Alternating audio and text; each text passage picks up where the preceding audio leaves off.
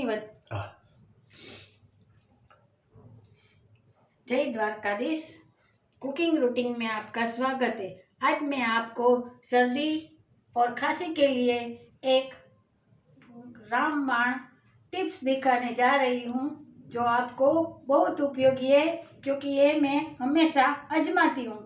तो आपको एक तवा लेना है, थिक तवा, कोई भी चलेगा तवा, आप कढ़ाई भी ले सकते हैं, और इसे आपको तपाना है अच्छी तरह से। गैस की फ्लेम हमें ज़्यादा रखनी है और उसे थोड़ी देर के लिए उसे गरम करना है। 1 सेकंड के लिए हमें उसे गरम करना है, इससे ज़्यादा नहीं। अब हम उसे नीचे ले लेंगे।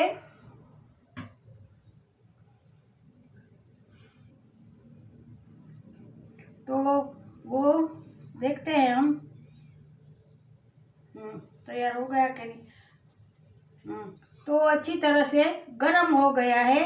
अब हम उसे नीचे ले लेंगे कोई भी स्टैंड पर और गैस को बंद कर देंगे। इसमें हमें हल्दी डालनी है। तो आप देख सकते हैं ये हल्दी का धुआं निकलता है, उसकी हमें थोड़ा झुक के उसकी नसिया लेनी है। तो नसिया नाकों में आने से जो सर्दी है वो बिल्कुल एकदम अच्छी तरह से नाबूद हो जाती है। तो आप दिन में ये 3 बार कर सकते हैं। और आपको एक बात का ख्याल रखना है, पंखा, डोर, बारी सब बंद करना है।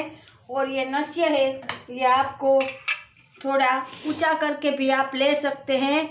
इस तरह आपको बहुत थोड़ी ज़्यादा उसे गर्म करना है।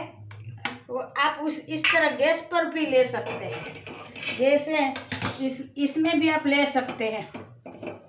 आपको जो मर्जी आए, इस तरह आपको जो सूटेबल लगे, इस तरह आप उसे गर्म कर सकते हैं।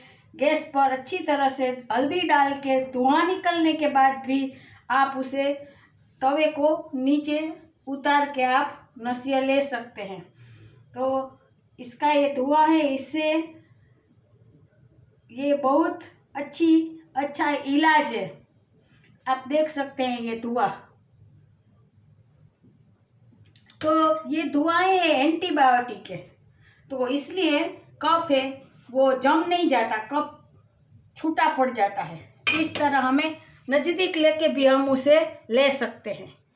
अब हवा इस तरफ है ना, इसलिए धुआं यहाँ जा रहा है, लेकिन आप नीचे इस तरह ला के धुएं को आप ले सकते हो। थोड़ा सा मुंह भी आपको खुला रखना है। तो ये मैंने एक टिप्स बताई आपको, ये बहुत रामबाण है और आपको हॉस्पिटल में भी नहीं जाना पड़ेगा, क्योंकि मैंने बार बार उसे आजमाया है और दूसरे दिन ही मेरी सर्दी गायब हो गई। तो आप भी ये ज़रूर आजमाना। अगर आपको ये टिप्स पसंद आए तो उसे शेयर और सब्सक्राइब ज़रूर करना। आप भी उसे ज़रूर आजमाना। रात हो दिन हो, कोई भी वक्त आप बीमार है तो ये इलाज आप घर में पहले कर सकते हैं। Thank you.